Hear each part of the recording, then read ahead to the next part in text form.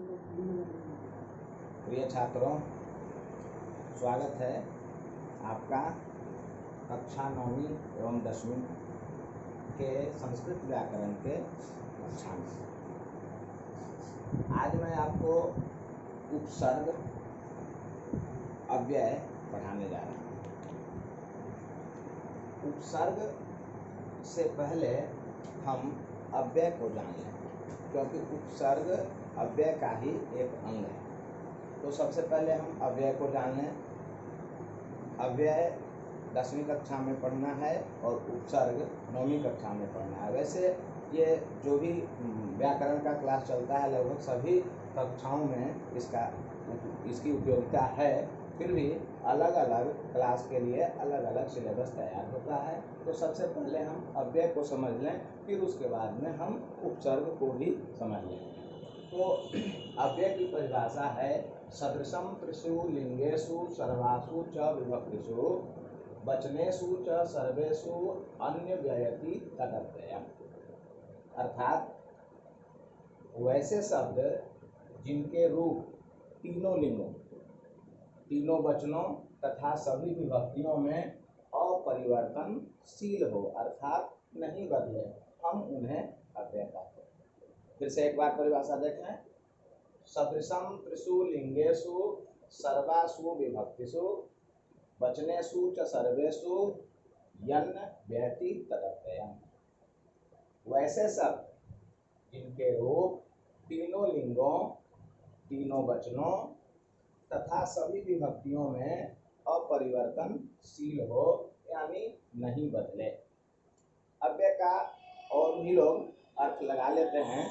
न व्यय, न व्यय। वैसे तो अव्यय का मतलब न व्यय लोग लगा लेते हैं। ये भी कहना ठीक है कि वाक्य में जो ज्यों का त्यों बना होता है, हम उसे अव्यय कहते हैं। अब हम एक उदाहरण देखते हैं। अकस्मात। अकस्मात का मतलब होता है अचानक। तो हम सबसे पहले तीनों लिंगों में इस अकस्मात का प्रयोग करके बताते हैं और ये सिद्ध करते हैं कि इसका कोई परिवर्तन नहीं होता है, वाक्य में ज्यों का त्यों बना होता है। अब एक वचन का है एक उदाहरण कि काकः अकस्मात अवदत्। अकस्मात का अर्थ हुआ अचानक। तो कौआ यानी काक अचानक बोला, एक वचन से। अब यहाँ पर ये भूतकाल की क्रिया है और ये एक वचन करता है और ये अकस्मात ज्यों का त्यों रह गया। इसमें कोई परिवर्तन नहीं होने के कारण यह अकस्मात अव्यय हुआ। अब पुल्लिंग भी है, एक वचन भी है और स्त्रीलिंग में काकी अकस्मात अवदत्। अब कौड़ी यानी मादा काक अचानक बोली। अब यहाँ ये लिंग के अनुसार कर्ता स्त्रीलिंग हो गया, अकस्मात ज्यों का त्यों रह गया और भूतकाल की क्रिया ज्यों से त्यों रह गया, तो अवदत् हुआ। अब लिंग पुल्लिंग, स्त्रीलिंग और नपुंसक लिंग में फलम अकस्मात अवदत्, फल अचानक गिरा। ये तीनों वाक्य में अकस्मात शब्द का प्रयोग हुआ है। जो पुल्लिंग में भी अकस्मात अचानक ज्यों का त्यों रह गया, काकी में यानी स्त्रीलिंग में भी अकस्मात ज्यों का त्यों रह गया और नपुंसक लिंग में भी अकस्मात ज्यों का त्यों रह गया। इसमें कोई परिवर्तन नहीं होने के कारण ये अव्यय कहलाया। अर्थात जिसका रूप तीनों लिंगों में, तीनों वचनों में भी देखें, एक वचन, द्विवचन, बहुवचन, ये एक वचन, द्विवचन, बहुवचन भी हो गया। अब उसके बाद में यहाँ पर सभी विभक्तियों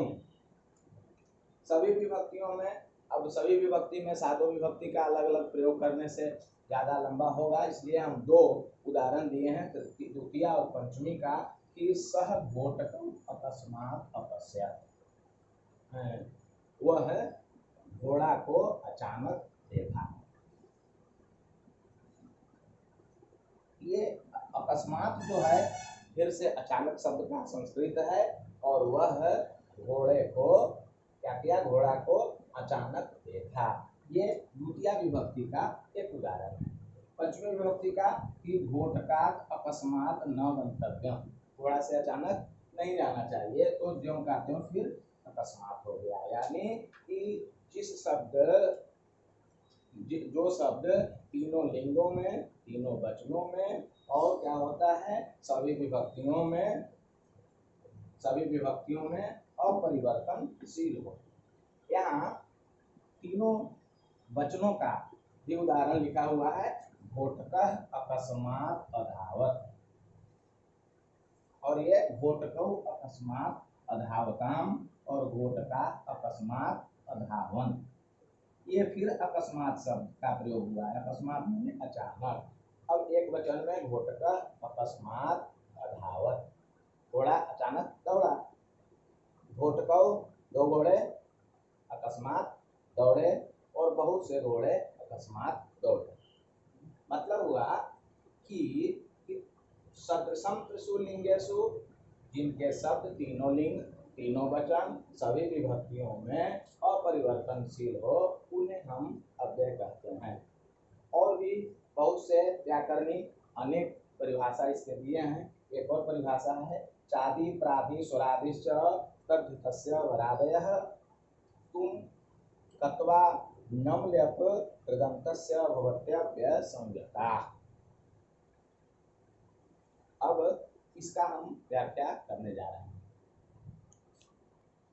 सामान्य तौर पर एक श्लोक से हम अव्यय का परिचय और अव्यय के प्रकार को हम जान लेंगे।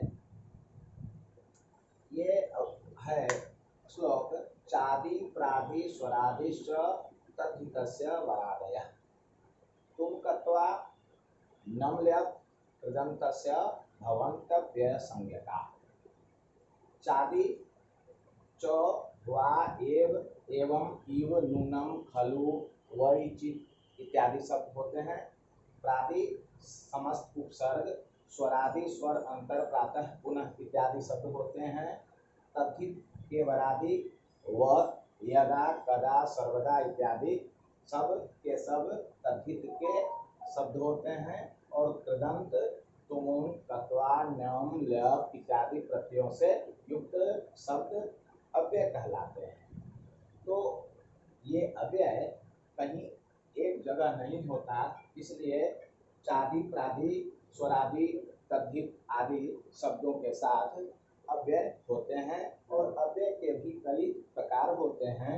तो 5 प्रकार मुख्य होते हैं। पहला को कहते हैं उपसर्ग एवं निपात, दूसरे को कहते हैं क्रिया विशेषण, तीसरे को संयोजक अथवा समुच्चय बोधक, चौथे को संबंध बोधक और पांचवें को विस्मयादि बोधक कहते हैं।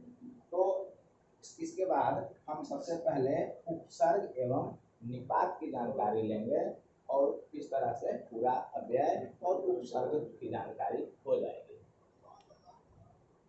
अब हम उपसर्ग एवं निपात के बारे में बताते हैं।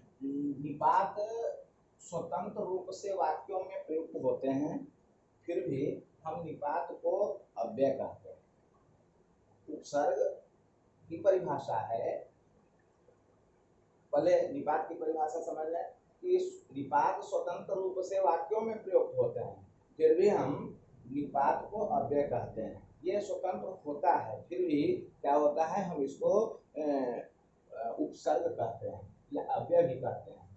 अब क्या हुआ कि प्रायः उपसर्ग की परिभाषा है प्रायः उपसर्गा क्रिया योगे, अर्थात क्रिया के साथ प्र आदि उपसर्ग को हम क्या कहते हैं उपसर्ग कहते हैं। क्रिया के साथ या क्रिया के साथ जो हम प्र आदि शब्दांश को जोड़ते हैं हम उसी को कहते हैं उपसर्ग। वस्तुतः प्र आदि ही निपात है, क्योंकि स्वतंत्र प्रयोग में निपात कहलाते हैं, वरना क्रिया के योग में ये उपसर्ग हो जाते हैं। इसलिए हमने निपात को भी उपसर्ग कहा था। अब दूसरा परिभाषा है उपसृज्यन्ते धातु नाम समीपे क्रियन्ते इति उपसर्गा, अर्थात धातु धातुओं के समीप लगकर उनके क्रिया का निर्माण, या धातु के समीप लगकर उसके क्रिया का नया अर्थ का निर्माण कर दे, हम उसको कहते हैं उपसर्ग।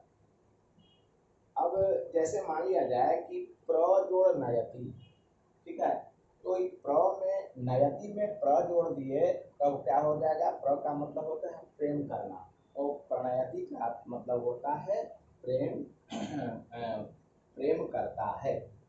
संस्कृत में इसका शब्द निर्माण में बहुत महत्वपूर्ण योगदान है।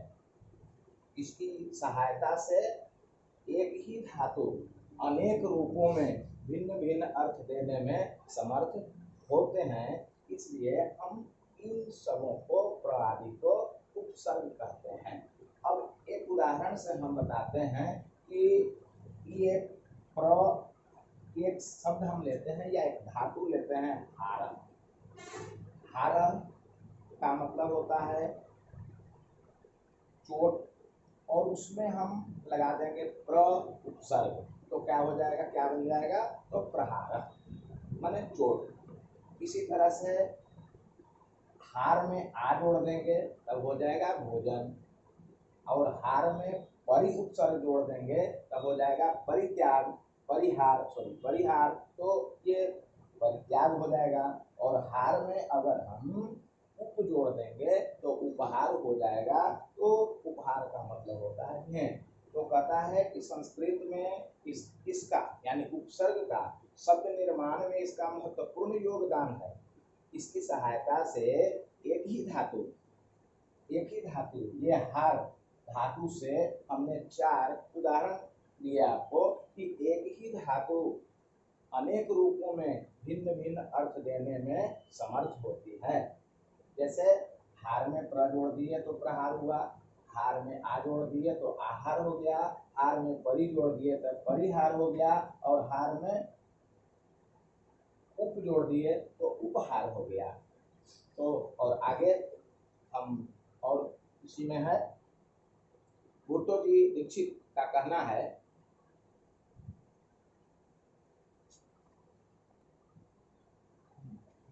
भुट्टो जी दीक्षित के अनुसार उपसर्गेण धातवार्थो वलादनयत्र नियते। प्रहार प्रहाराहार संहार विहार परिहारवत्। मतलब तात्पर्य है कि उपसर्ग अर्थ का बोध कर नया अर्थ प्रदान करते हैं, उपसर्ग धातु के अर्थ का अनुगमन करते हैं, और उपसर्ग धातु के अर्थ को और भी स्पष्ट करते हैं। तो उपसर्ग का प्रयोग, उपसर्ग का काम अर्थ का बोध कर नया अर्थ प्रदान करना, धातु के अर्थ का अनुगमन करना और उनके अर्थ को और स्पष्ट करना होता है। तो प्रत्येक उपसर्ग का स्वतंत्र रूप होता है और किसी के शब्द के साथ जुड़कर उसे स्व आशय का प्रतिकूल, अनुकूल अथवा विशिष्ट अर्थ प्रदान करना काम होता है।